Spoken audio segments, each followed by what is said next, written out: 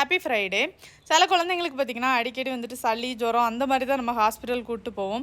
அந்த வகையில் எங்கள் ஆளுக்கு பார்த்திங்கன்னா அடிக்கடி ஸ்கின்னில் ஏதாச்சும் வந்து இரிட்டேஷன் பேச்சஸ் அந்த மாதிரி தான் வரும். அதுக்காக தான் நாங்கள் மேக்ஸிமம் ஹாஸ்பிட்டலே கூப்பிட்டு போவோம். லாஸ்ட் ஒரு 4 மந்த்ஸ்க்கு முன்னாடி இங்கே கூப்பிட்டு வந்திருந்தோம்.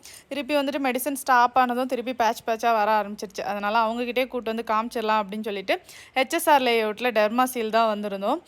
அங்கே வந்துட்டு இந்த காஃபி மிஷின் எப்போதுமே அவனுக்கு அதை பார்த்தோடனே கண் அப்படியே பயங்கரமாக பிரைட் ஆயிரும். அம்மா நான் இன்றைக்கி ஒன்று குடிச்சிக்கோ அப்படின்னு கேட்டான். சரி குடிச்சேன்னா அவனுக்கு அதோட டேஸ்ட்டு தெரிஞ்சிடும், சரி குடிச்சிக்கோன்னு சொன்னேன். வாங்கி குடித்தா பயங்கர கசப்பு, அவனுக்கு அது சுத்தமாக பிடிக்கல. மூஞ்சியை பார்த்தாலே தெரியும். ஃபைனலாக டாக்டர் பார்த்துட்டு கிளம்பியாச்சு. அவங்க என்ன சொல்கிறாங்கன்னா ஜெனட்டிக் ப்ராப்ளம், அதனால் ஒரு 15 வயசு வரைக்கும் அந்த மாதிரி இருக்கும், அதுக்கு பிறகு சரியாயிரும் சொல்கிறாங்க. பார்க்கலாம்.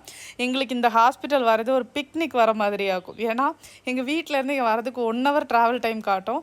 ஆனால் நாங்கள் இந்த டிராஃபிக்கில் எல்லாம் முடிச்சு கிடிச்சு ரீச் ஆகும்போது 2 மணி நேரம் சாலிடாக ஆயிரும். அந்த மாதிரி தான் அந்த டே